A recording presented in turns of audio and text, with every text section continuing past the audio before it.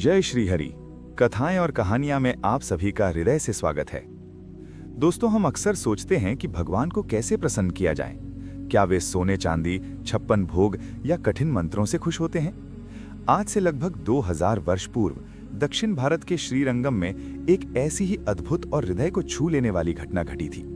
आज हम आपके लिए जो कथा लेकर आए हैं वो सिर्फ एक कहानी नहीं, बल्कि जीवन का सबसे बड़ा सत्य है।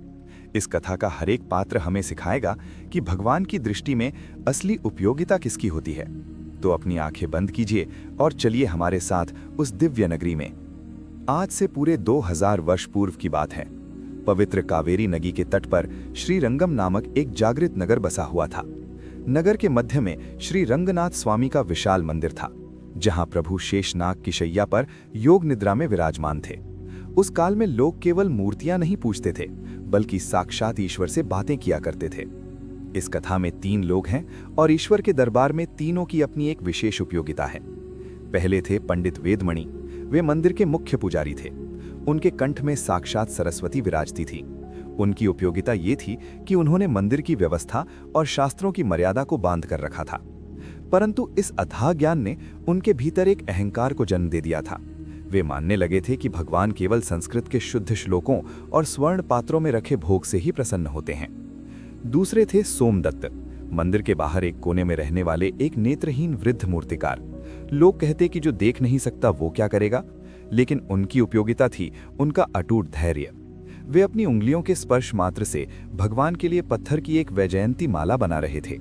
उनकी उंगलियों से खून रिसता, पर वे कहते, मेरी आंखें नहीं है तो क्या, मेरे प्रभु की आंखें तो हैं, वे मेरी मेहनत अवश्य देखेंगे।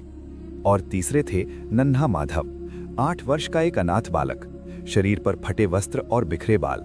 संसार की दृष्टि में उसकी कोई उपयोगिता नहीं थी, परंतु ईश्वर की दृष्टि में वह पूर्ण था, क्योंकि उसकी उपयोगिता थी उसका निश्चल प्रेम। वह मंदिर की चौखट से भगवान को देखता और कहता, हे स्वामी, आप सारा दिन शेषनाग के कठोर फनों के नीचे लेटे रहते हैं, क्या आपको पीड़ा नहीं होती? समय बीतता गया। एक दिन कार्तिक पूर्णिमा पर मंदिर में एक विशाल उत्सव था। बड़े बड़े राजा स्वर्ण आभूषण और 56 भोग लेकर आए थे। पंडित वेदमणि अत्यंत गर्व से उन स्वर्ण पात्रों को भगवान के सम्मुख रख रहे थे। तभी भीड़ को चीरता हुआ नन्हा माधव वहां पहुंचा। उसके नन्हे हाथों में एक टूटा हुआ मिट्टी का कुल्हड़ था, जिसमें उसने जंगल से चुनकर कुछ जंगली बेर रखे थे। उसने सोचा, प्रभु ने इतने मीठे पकवान खा लिए हैं, मेरे ये खट्टे मीठे बेर उनके मुंह का स्वाद बदल देंगे। जैसे ही माधव ने वो कुल्हड़ आगे बढ़ाया, पंडित वेदमणि का क्रोध ज्वालामुखी की तरह फट पड़ा। रुक जाओ मूर्ख बालक, यहाँ केवल स्वर्ण पात्रों में भोग लगता है, बाहर निकलो यहाँ से। माधव के लाख मिन्नतें करने पर भी पंडित जी ने उसे धक्के मारकर बाहर निकाल दिया। उसके कुछ बेर सीढ़ियों पर गिरकर कुचल गए। अपमानित और भूखा माधव कावेरी के तट पर चला गया। उसने रेत पर गिरकर आकाश की ओर देखा और पुकारा, हे मेरे रंगनाथ, क्या आप सच में केवल सोने के बर्तनों में खाते हैं? अगर आप मेरे ये बेर नहीं खाएंगे तो मैं यही प्राण त्याग दूंगा। माधव ने अन्न जल का त्याग कर दिया। उधर मंदिर में पंडित वेदमणि ने राजा द्वारा भेंट किया बहुमूल्य हार भगवान को पहनाया, पर चमत्कार, वो हार टूटकर नीचे गिर गया। दोबारा पहनाया, वो फिर बिखर गया। आरती के स्वर रुक गए। तभी अंधा मूर्तिकार सोमदत्त अपनी अधूरी पत्थर की माला लेकर गर्भगृह के द्वार पर आया और चिल्लाया, अरे अज्ञानियों, मेरे प्रभु पुकार रहे हैं, वो अनाथ बालक भूखा है। तभी गर्भगृह से एक अत्यंत गंभीर आकाशवाणी गूंजी, वेदमणि, तुम्हारे इन स्वर्ण पात्रों में मुझे केवल तुम्हारा अहंकार दिख रहा है। मुझे यहाँ तक मेरे माधव के बेरों की सुगंध आ रही है। सुन लो, जब तक माधव अपने हाथों से मुझे वो बेर नहीं खिलाएगा, मैं तुम्हारा कोई भोग स्वीकार नहीं करूंगा। आकाशवाणी सुनते ही पंडित वेदमणि का सारा अहंकार भस्म हो गया। वे दौड़ते हुए तट पर गए और मूर्छित माधव के चरण स्पर्श कर उसे अपने कंधों पर उठा लिया। जब माधव ने गर्भगृह में जाकर अपने कांपते हाथों से वो मिट्टी का कुल्हड़ प्रभु की प्रतिमा के होठों से लगाया, तो कहते हैं भगवान ने अपना मुख थोड़ा सा खोला और मुस्कुराते हुए वे बेर स्वीकार किए। उसी क्षण उस कुल्हड़ के स्पर्श से अंधे मूर्तिकार सोमदत्त की आंखों की रोशनी भी वापस आ गई।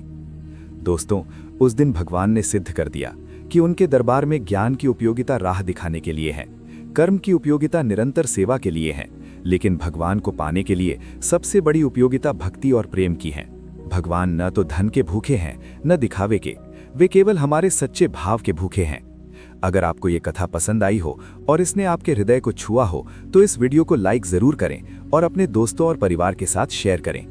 ऐसी ही और भावपूर्ण और आध्यात्मिक कहानियों से जुड़े रहने के लिए आपके अपने चैनल कथाएं और कहानियां को अभी सब्सक्राइब करें और बेल आइकन दबाना न भूलें, ताकि हर नई कथा सबसे पहले आप तक पहुंचे।